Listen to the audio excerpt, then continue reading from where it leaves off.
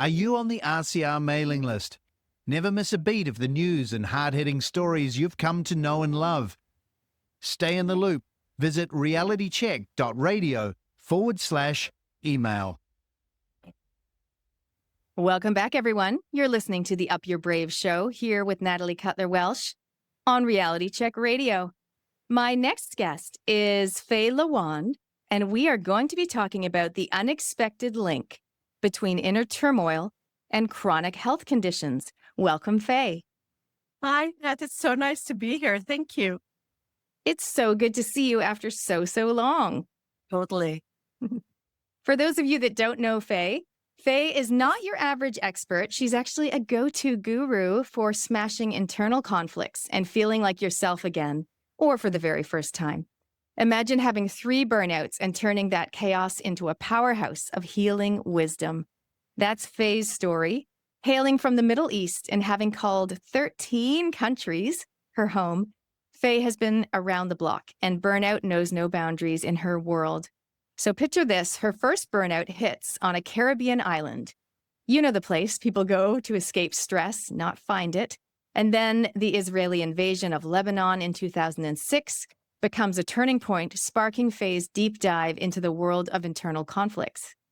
So she's not just any old coach. Faye is a trauma-informed clinical hypnotherapist, stress response regulation expert, and nervous system specialist. So she's got a lot of fancy titles. And if you guys could see her on the video, she's got tons of certificates and degrees on the wall behind her as well. So she's a fan of no meds and no endless medication, and definitely no hours of talk therapy. Faye is all about evidence-based methods to kick exhaustion and pain to the curb. Oh, it's so exciting to have you on the show, Faye. It's so nice to be here, Nat. Thank you once again for making this happen. Well, I'm excited to hear more about your journey. Like I said, you and I know each other from probably, honestly, 6 or more years ago. I know we've been messaging over the years, yet I haven't actually seen you for so long. Can you give us a little bit more backstory on your journey about how did you come to this place where you're helping so many people? You've even got this blueprint to help people that are going through hard times. How did it come to be? Walk us through it. Yeah. Well, when I was growing up at school and teachers would ask, what would you like to be when you grow up? I never put up my hand and said, well, when I grow up, I'd like to be an internal conflict resolution expert. I'd like to be a trauma-informed clinical hypnotherapist. I had absolutely no idea what that was, but it was basically a matter of need, a matter of necessity, because isn't that the mother of all invention, right? Around the time, it was in 2006. I was living in the Caribbean at the time. I was in teaching and training, and I really was living the life on the beautiful island of Curacao, which is just off the coast of Venezuela. And really, it is the place where people go to escape their troubles. And that's where I had my first burnout. And for anybody who's ever experienced burnout or who knows somebody who's experienced burnout, that burnout isn't just about a feeling of tiredness, although that's like a very salient and debilitating symptom. Burnout really is a nervous system shutdown where everything stops working optimally, and it affects your sleep and your mood and your digestion and your ability to emotionally regulate, your ability to think. And it really is an all-encompassing syndrome. And I didn't really know what was going on, and I tried to ignore the symptoms. But anybody who's ever been through anything major, anything chronic, that when these symptoms arise, it's your body communicating from your mind that something needs to change, that something is not on track. And if we don't take heed of those body signals over time, we end up in a state of crisis. And this is what happened one day on the way to work. I was a teacher at the time. I completely passed out behind the wheel of the car, and the car went spinning and ended up on the other side of the road. I passed out, and I had no idea what just happened. And it was petrifying when I came to. I was petrified because of what happened, but also petrified because I didn't know what caused it, and petrified about looking deeper because I was afraid of what I might uncover. And so I tried to ignore it, but you can't ignore body signals like that. These are cries coming from deep down inside that you need to pay attention, and you need to course correct, and you need to change something fundamentally and radically in your life. Eventually, with the help of a very dear friend, I went to the doctor to start the journey of discovering what was causing these blackouts. Now, what I didn't know that back then is, and there's a statistic that is alarming. And the statistic says that 90%, this is 90, of all visits to doctor's appointments today are due to unexplained causes. So basically, what that means is 9 out of 10 of us who go to see a doctor because we're not feeling well, we're not feeling okay, we leave without any explanation, medical explanation of what's going on. Now, that's just alarming because we're not getting solutions for this, for the symptoms that we're experiencing. And so I know. Can I jump in? Because I'm wanting to ask, is that because of lack of connection between like holistic health and how things present physically? So is that a gap in doctor knowledge, or is that just that there are so many things that people don't know the source of the problem? I think it's twofold. I think it is the way the allopathic system is set up, like how traditional like GP practitioners are trained, where the mind and the body are separate, and you treat symptoms and you don't treat the whole person. I think that's definitely part of it. I also think what's part of it is with the way the current system is set up, when you have 15-minute slots to see a doctor, in 15 minutes, you cannot adequately cover what's going on holistically that is contributing to the symptoms that are so debilitating. And I also think, and this is something else that I've come to realize in the past 10 years, there's so much evolution and development around the nervous system and nervous system regulation that a lot of doctors are really not trained in. And really, nervous system regulation or dysregulation is where healing and disease lie. And when doctors are not trained in that, they really are missing the difference that makes the difference in people's recovery and people's healing. And so when I was in 2006, when that happened, I really was seeking a solution. When I started going around to the doctors, it was doctor after doctor after doctor said, there's nothing wrong with you. So I'm like, this can't be. Eventually, after 8 rounds of doctor's visits, I ended up in the office of a doctor who diagnosed my symptoms as PTSD, post-traumatic stress disorder, and depression. And I immediately rejected both those diagnoses because in my mind, I thought, well, people like me who are optimistic and cheerful and positive can't get depressed. And it's impossible that I have post-traumatic stress disorder because I've never experienced anything traumatic. Now, this is crazy because, I was born in a war zone, Nat.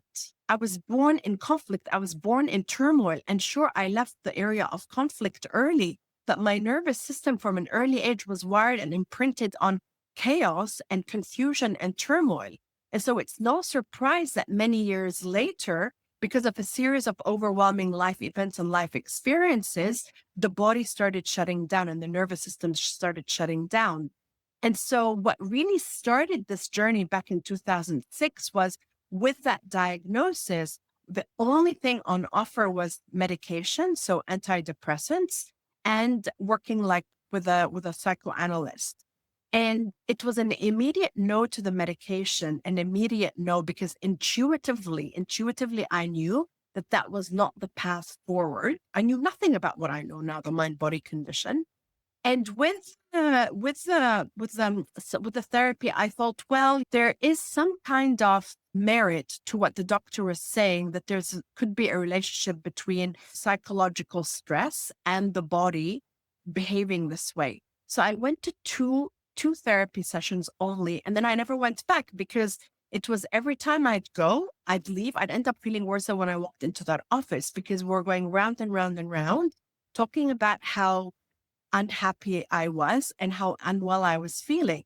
And so that was the moment when I decided, well, if I'm not going to take the medication and I'm not going to undertake the therapy, then I need to find another way out of this that doesn't involve these solutions and that is natural and effective and has no side effects and is long lasting and cost effective and good for me. And that's when the journey started. So it was very much a matter of reading and researching in order to apply to myself to find relief from the symptoms that were debilitating. But it took a while because I didn't know what I was doing. I didn't have a system to follow. I didn't have a blueprint. I didn't have a guidance. I didn't have support. So it was very much trial and error. And then eventually, when all my symptoms cleared and really like life turned around, that I put it all together into a system, the mental health blueprint, in order to help others with debilitating symptoms of poor mental health, exhaustion, and pain, so that they too can find solutions and a way out of this that doesn't involve therapy and medication or even meditation, because those solutions will not help you overcome poor mental health, exhaustion, and pain. The tragic thing is there'll be thousands of people around New Zealand, let alone the rest of the world, on a similar journey or who have traveled a similar path. Why is it so hard to get access to actual information? Like this allopathic system, I'm so done with it. I really have to say. Its time has come and gone, because looking at the body so separate, not looking at the root causes, not looking at the holistic picture, it's just ridiculous. And honestly, I think all GP clinics should have a sign out the door that just says sponsored by Pfizer. Because honestly, transparency. So I think times are changing, which is great. I think it's sad that people like you and thousands others have to really do their own research and forge their own path to find more whole body, holistic options. So what can you share with us today? What are some practical tips or strategies or insights that you can share for anyone who is suffering from some of those things that you just mentioned, the exhaustion, the burnout? Maybe it's from trauma or turmoil. Yeah, is there anything specific that people can do to help them head down the path towards health again? Yeah. So if I may, I'll share the 3 steps of the blueprint, because that may plant seeds of directions in which one can go and start exploring and uncovering what's really driving the system to behave this way. Because now here's something which is really important to keep in mind. The body knows how to sleep. The body knows how to digest food. The body knows how to regulate hormones. The body knows how to ward off disease and how to ward off viruses. The body knows how to have babies. The body knows how to do all of this. And just because it just seems so normal and so commonplace that bodies in the modern West are not doing that, it doesn't mean it's natural. It's not natural at all. And one of the things that happens a lot when we seek allopathic solutions is that they tend to normalize our symptoms. And for me, that's a form of gaslighting. When your journey isn't being honored and isn't being validated in the way that you're presenting it. And so what took me 16 years to uncover are 3 really important steps in overcoming these conditions. The first one is supporting the nervous system. This is so important. And when we're talking about the nervous system, we're talking about the autonomic nervous system. So that's like the automated part of our neurology that basically secretes our hormones and our enzymes and our glands, and is also the part of our neurology that regulates our stress responses. Because all of these chronic conditions, at the root of is chronic stress. We're always told stress is a killer. That's not true. That it's actually, we can get into how the tobacco companies actually, through their corruption, made us believe that stress is a killer in order to sell their cigarette. But actually, stress is not the killer. It's chronic stress that's the killer. So the autonomic nervous system basically regulates our stress responses. It regulates our relaxation responses. So it's super important to support the nervous system. And we can talk about ways to do that as we go on. The second step in the 3-step mental health blueprint is to resolve the inner turmoil. Basically, that is root cause therapy. It is getting to what initially what life experiences, what life events, what overwhelming experiences, what adverse childhood experiences, what traumatic experiences actually led the system to a place of shutdown, to a place of frozen response. Because without actually bringing the system out of that frozen response, we do not stand a chance of healing and resolving these chronic conditions. So the second step is overcoming inner turmoil. And that's why what I do is called internal conflict resolution. You've got to resolve the inner mess and the inner chaos in order for your life to be the life that you want, one of calm and health and confidence and feeling in control. And the third step in the mental health blueprint is eliminating chronic stress. It's not managing stress. This is one of the other myths that is out there. When you go to the doctors, they say, oh, how are your stress levels? You need to manage your stress. Well, you don't need to manage stress because really stress isn't problematic. You need stress. I mean, stress is a mobilizing response. We would not be able to be where we are today if it weren't for stress. So it's not stress that's the villain. The villain is the chronic stress. It's that constant biology of stress hormones that eventually debilitates the system and creates systems to start shutting down. That's what needs to be eliminated.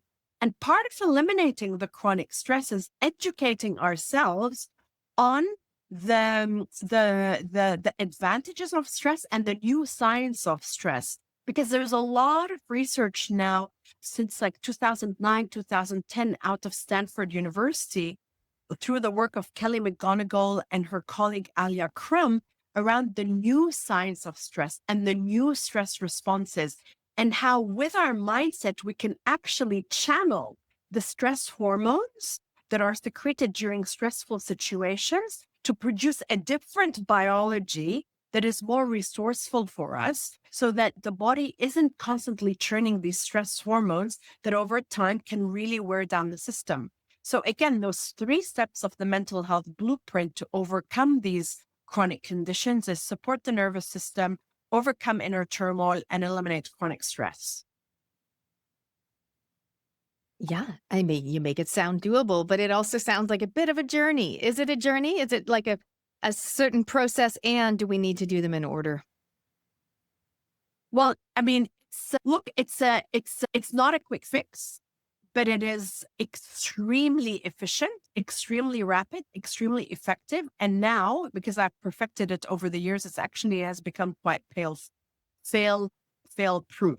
Yes, it does require commitment. It does require an investment of time and energy and dedication. And usually it does not take more than 3 months. Honestly, Nat, if you're doing it in a sequential way and you're doing it with the right resources, the right structure, the right guidance, and the right accountability, the longest I actually ever work with somebody is 3 months. Now, in my case, it took me years to come out on the other side because I didn't know what I was doing. I was kind of making it up as I went along. But now that everything is systemized, it now is a maximum of a 3-month process. Now, to your question about does it matter? Does the order matter? I would say yes and no. But if you want to fast track the process, I say start with supporting the nervous system, because really at the heart of all of these issues is a dysregulated nervous system. Of course, it gets dysregulated, the system, because of the inner turmoil and because of chronic stress. And of course, you want to eliminate the chronic stress. And of course, you want to conquer the inner turmoil. But the fastest, surest way to do that is to start by really supporting the nervous system. What do we mean by that? What we mean by that is actually teaching the nervous system the physiology of safety, like teaching the body that actually it is safe. Because the only way that this nervous system freaks out and goes into these frozen shutdown states is if it perceives that there is threat or danger. And that threat or danger can either be real or imaginary. And for us in the West, now, of course, if you were talking to somebody in the Middle East, that danger is very actual. It is an actual life-threatening danger. It's a very real threat and a very real danger. So the physiology of danger and the physiology of stress that is created right now in these war zones is very different to the physiology of stress hormones that is created for us here sitting in New Zealand, right? We are not facing life-threatening situations, I would say, for the most of us listening to this channel. And so there is something else going on internally, and usually it's like an emotional threat or an emotional stress that then is triggering the same biology of stress internally. And if we don't teach the body that actually it is safe, the body will continue to be in that bracing state, in that bracing mode. And over time, will go into chronic frozen shutdown states. So part of supporting the nervous system is creating the physiology of safety. And that's always where I start, always. And for your listeners, whether you decide to do this work with me or with any other practitioner, I would really encourage you to start with that safe space, creating the safe space. That's a way to really anchor you, ground your nervous system, and to fast track the process. But part of supporting the nervous system as well, Nat, is also regulating our circadian rhythms. It's regulating our biology. It's looking at things like our sleep, our circadian rhythms. It's looking at things like our zinc levels, our vitamin D levels, our iron levels, our magnesium levels. I'm just thinking, imagine if the government had mentioned these things over the past 4 years. Well, I mean, because this is very cost effective. This is the thing. They're not going to be able, like, nobody's going to profit from this. I know. I just had to mention that. Other than you, other than us. Those are the only people that will, it's us. Carry on. I just had to throw that in. I couldn't. But also part of supporting the biology is examining your relationship, supporting the nervous system through regulating biology is also looking at your relationship with alcohol, your relationship with coffee, your relationship with certain foods, certain allergens. And also part of supporting the nervous system is, and this is crucial, is activating the body's inner calm. Now, what do I mean by that? It's not like having a glass of wine or having a bath or getting a massage or binge watching Netflix. Like, those are more like leisurely activities. They're not relaxation. What I mean by activating the body's inner calm is doing things that will quite literally shift the nervous system from a place of stress to a place of relaxation. So it's activating the relaxation response, basically. And that's like hitting the brake. That really is hitting the brake. If stress is hitting the gas pedal, relaxation is hitting the brake. And when we get into the habit of consistently hitting the brake through our day, through our weekend, through our lifetime, then there's no reason for the nervous system to become dysregulated. But what happens is that over time, there's an accumulation of stress hormones. We don't do anything in order to downregulate. Eventually, the system runs out of fuel and it goes into shutdown mode. I was just thinking about people that say, "Oh, I'm an active relaxer." Have you heard that term? I'm an active relaxer. And sometimes what that means is it's a fancy way of saying multitasking, kind of. But they'll be watching TV, but then they'll be like also kind of scrolling on the social media, which a lot of people do, but the multi-screen thing. But the active relaxer, well, they're not really relaxing. No, they're still doing something. Yeah. Because relaxation, and here's the thing, like, you'll know. So when we're talking about like relaxation, that's how you know that an activity is relaxing. First of all, is that it slows down, that you're not using brain power. It slows down, quite literally slows down your brainwave frequencies. Like, otherwise an activity is not relaxing. So this is why watching Netflix is not relaxing, because your mind is still, your brain is still in beta. The other thing about an activity or an experience being relaxing is to what extent does it relieve tension from your physical body, emotionally, and from your mind.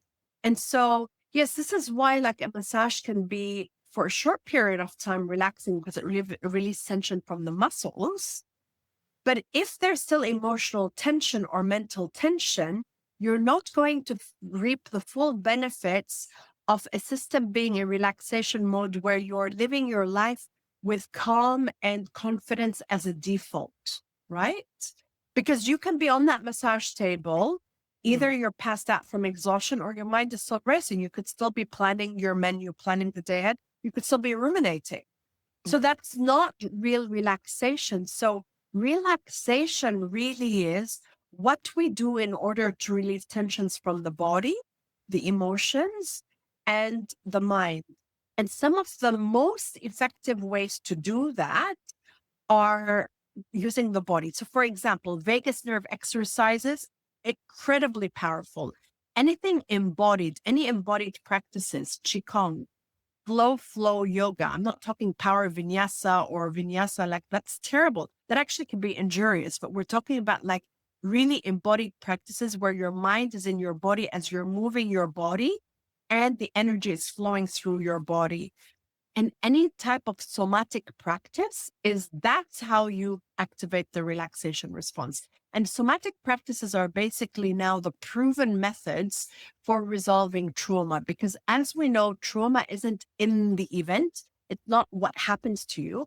So trauma wasn't the mandates. We say the mandates were traumatic. Well, I mean, they were horrible, but that's not what creates as the system going into trauma. It's how we felt inside, internally, about the mandates. That's what the trauma is.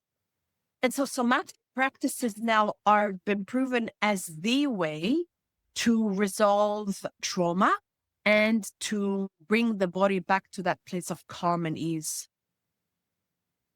Well, I think that's a great reminder for all of us. Is just there are so many different ways that we can bring our body back to that state of peace and calm and ease. And so for me, for example, sitting in my hot tub, I would consider that to be very relaxing for me. I'm welcome for you to prove me wrong, but like sitting in my hot tub, so my body's relaxing, the warmth, I love being warm. I get really cold sometimes. So I love being warm. I'm outside in nature in my yard. So I feel safe. I feel like it's just like a sanctuary, and I'm not on my tech, and I'm not listening to a podcast or anything like that. I'm literally just, so would that be a good one for me? Yeah, you're in the moment. It's that there is nothing. It's not prescriptive. Here's the thing, that it's not prescriptive, and often I'm by myself, which I love as well. Yeah, and it looks like different things for different people, and it looks like different things for different days and different seasons of our lives. And anytime you're slowing down and you're doing the opposite of doing or thinking, that very much would qualify for relaxation, because you're bringing that balance. So you're bringing the yin back to the yangness of our lives. And one other thing that I forgot, which is really important about activating the body's inner calm, is working with the breath. But here's the thing, like working with the breath can be a little bit, it's very open-ended. So if you work with the breath in a way that is overly stimulating, you can actually be overstimulating your nervous system more than required. And so my two favorite practices for working with the breath are very simple. The first one is actually just breath literacy, is actually just acknowledging, becoming aware that your body is breathing. I mean, there is nothing more powerful than connecting with the part of you that is keeping you alive through respiration. And it's just actually the body is breathing in, the body is breathing out. Not even I'm breathing in, I'm breathing out, because you're not breathing in, your body is breathing in for you, and your body is breathing out for you. And the second simple breath practice to really activate the relaxation response is one that actually promotes heart rate variability, and that's equalizing your breath. So as an example, you inhale to the count of 2 and you exhale to the count of 2. If that's too much and you feel that, because it could be too much. Initially, if your breath is very shallow, 2 might be too much, then you go to 1 and 1. And then eventually you build up as much capacity as you have without holding the breath, feeling dizzy or feeling nauseous. Because working with the breath should never, ever, ever feel traumatic. You should never feel nauseous when working with the breath. You should feel really peaceful, calm, and light. And so those would be my other 2 practices to activate the body's inner calm. If you've just joined us, I'm talking to Faye Lawand all about the unexpected link between inner turmoil and chronic health conditions. For those of you that have been listening, I would love to know what's resonated for you. But especially I would love to know, I'd love for you to bring to mind a chronic health condition that you might have. Not everyone has one, but I imagine most people have something physical that is ongoing. So bring something to mind, and maybe some of these strategies that Faye is sharing with us can help head you in the right direction. You can send us a text, let us know what's resonating, 2057 on the text, or email inbox@realitycheck.radio. Tell us more, Faye, about the inner turmoil. So we talked about maybe some traumatic event that had happened. By the way, you're the second person I've met or the second person I know who's blacked out at the wheel. I know someone else who did that too. And I'm sure there's many And more. if you Yeah. think about it, if you actually think about it, it's an external representation of what's going on inside. Things are so chaotic, they're so out of control on the inside. Eventually, that gets reflected on the outside.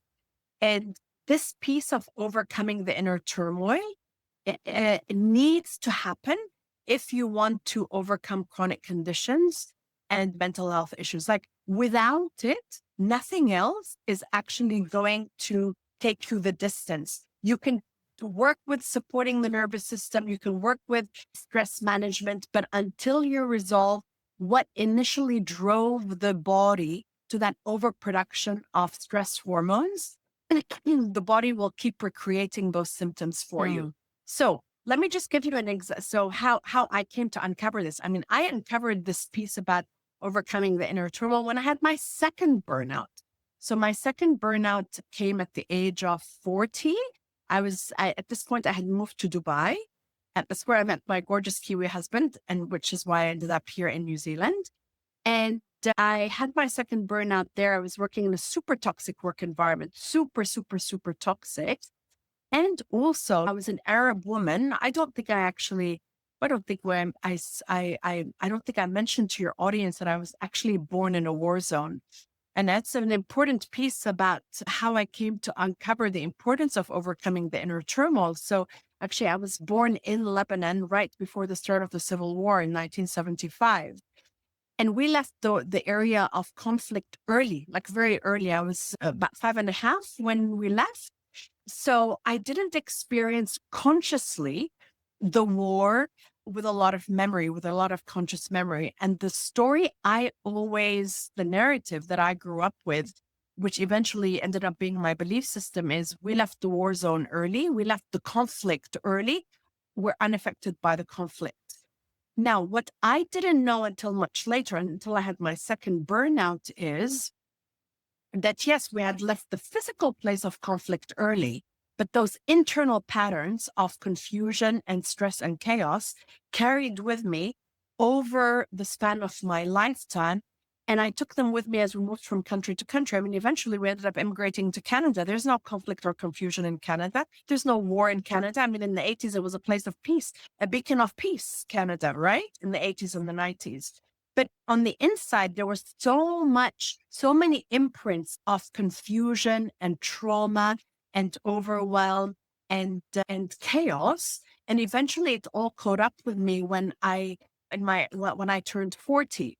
So in my second burnout, I was in Dubai in a very toxic work environment. And also I was a single woman, a single Arab woman living in the midst of the Middle East, no children, a career in shambles, and no marital prospects. And so I truly believe that there was something very, very wrong with me. And here's the thing about emotional toxicity, that anybody suffering with a chronic condition has emotional toxicity. When you think there's something wrong with you, your body will show you that.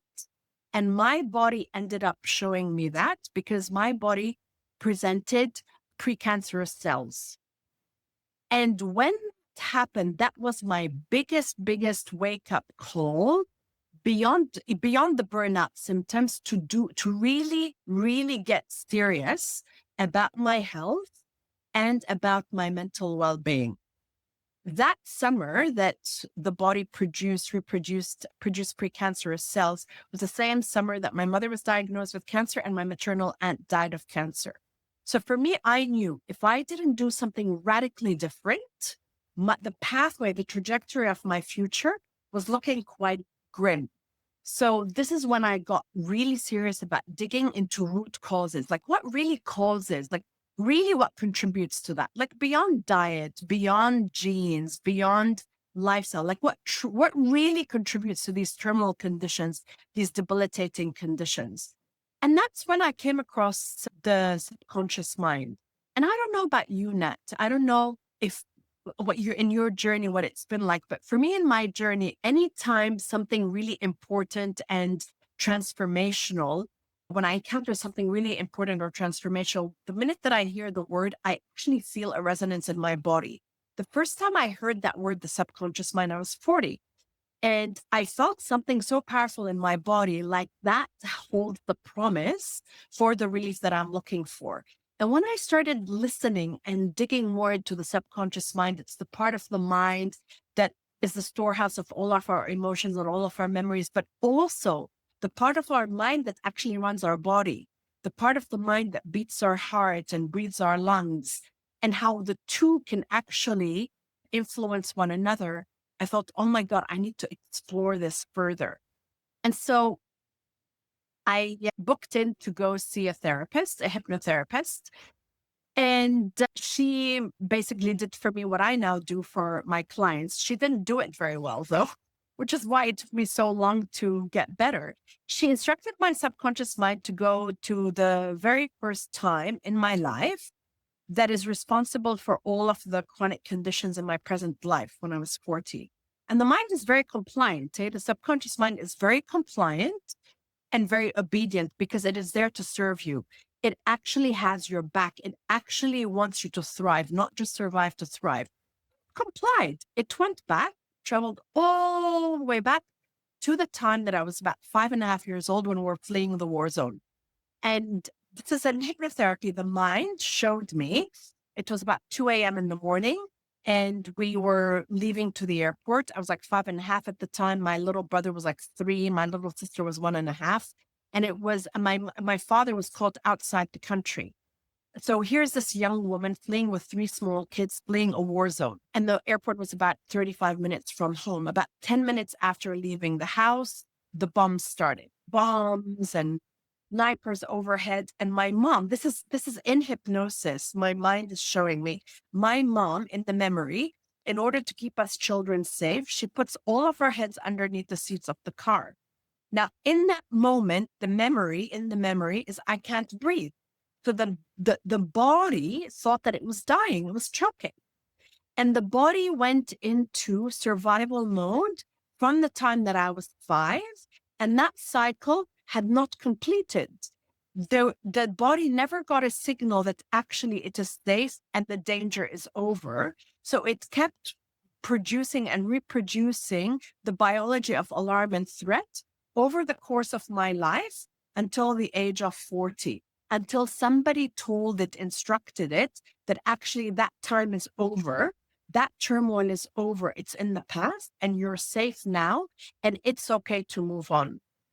And let me tell you, after that session in the hypnotherapist's office, I completely dismissed what the mind produced, what the memory that the mind produced, because I thought very, very, very misguidedly that problems in our current life have their solutions lie in the current life. They have nothing to do with what happened earlier in the past. That is the biggest load of baloney, because how could the things earlier on in our lives not imprint where we are today? It took me 6 months actually to acknowledge that event could very much be the root cause of all the other difficulties and challenges and chronic conditions that I was facing. And 6 months later, I got serious about doing the work properly. And once I did the work properly, the symptoms all disappeared. All of them quite quickly, actually, quite quickly. And then not only did the physical symptoms disappear, but then my life turned around. I was able to, build a beautiful relationship with my husband. I found fulfillment in my job, in my career, in my life. I was able to set up a business that I feel is meaningful and that has purpose and meaning. And I honestly feel like healthier and happier at 53 than I did when I was in my 20s and my 30s and my early 40s. And I really attribute that to that deep inner work of clearing out all of the weeds that were really getting in the way of flourishing the way that I wanted my life to flourish. Yeah, so root cause therapy is at the heart of overcoming inner turmoil. And I imagine for some of our listeners, this will be a bit of an aha moment, because some people will have heard of that, getting to the root cause and going back to the early stage with someone who's trained to help you, guide you through. And other people might not have heard of anything like that. So this might be an aha for people. And I just want to remind people, correct me if I'm wrong, that it doesn't have to be such a traumatic event that Faye experienced. It doesn't have to be that you were fleeing a war zone. I mean, that's pretty extreme. But it can be something that doesn't seem like a big deal at all, right? Yes. But your body still remembers it. Yes. And here's the thing, like a lot of people, when I share my story with them, they either relate to it or not. They say, oh, but I've never lived through a war. And here's the irony of it, that even though I lived through a war, but then it was constantly, we'd go back to Lebanon and we'd get caught up in the war zone, we'd get caught up in the conflict and we'd have to flee. So this was like a lifetime of these episodes happening. So even with all of that, Nat, I completely dismissed any notion that I've ever experienced trauma, because in my mind, trauma is like molestation, rape, kidnapping, or abuse. And of course, these are the biggest expressions of trauma. It's what I call big T trauma. Mhm. But as you rightfully pointed out, trauma is anything that overwhelms us that doesn't involve something dramatic. It could be being bullied. It could be a verbal breakup. It could be experiencing what we all experienced during the mandates. It could be a financial difficulty. It could be having being in a relationship with a narcissist or being gaslit. All of these will create an internal feeling of dis-ease that will change the internal chemistry and the internal biochemistry. So I suppose the good news is that it's never too late to, if someone is brave enough or focused enough to do some work in this area, it's never too late to release, I guess, yourself of that burden and release, if that's the right word, the inner turmoil, and hopefully, therefore, the chronic health condition. And that is definitely the pathway to releasing and overcoming chronic conditions. It's to overcome the reason why the body got there in the first place, which is basically the inner turmoil. And it is So never too good. late because of the neuroplasticity. The neuroplasticity of the brain and the nervous system means that as long as we have an operational brain, an operational gray matter, we always have the capacity in order to change what's happening mentally. So much to think about and some aha moments, I think, for some of our listeners. Faye, I'd love to know from you, what is one thing you've done in the past year where you truly upped your brave? Okay, it may sound, it's not, I don't know how, for me, it's basically strengthened my internal muscle of keeping a promise to myself, which then in turn gave me like a sense of mental strength. And that is that I quit alcohol on New Year's Eve, 2022. And I went for over 100 days. So I made a commitment to myself to not have any alcohol for 100 days. And I did 106 days. And for me, other than the health benefits that came with it, the most important part of that was saying to myself, I'm going to do something, keeping myself accountable and keeping a promise to myself, even when things were like really tempting, like on New Year's Eve or like when we went to Rarotonga. But yeah, I just feel so much better for it. And are you proud of yourself for that too? Yes. And now I'm doing a dry November and possibly going through till the end of the year. We'll see.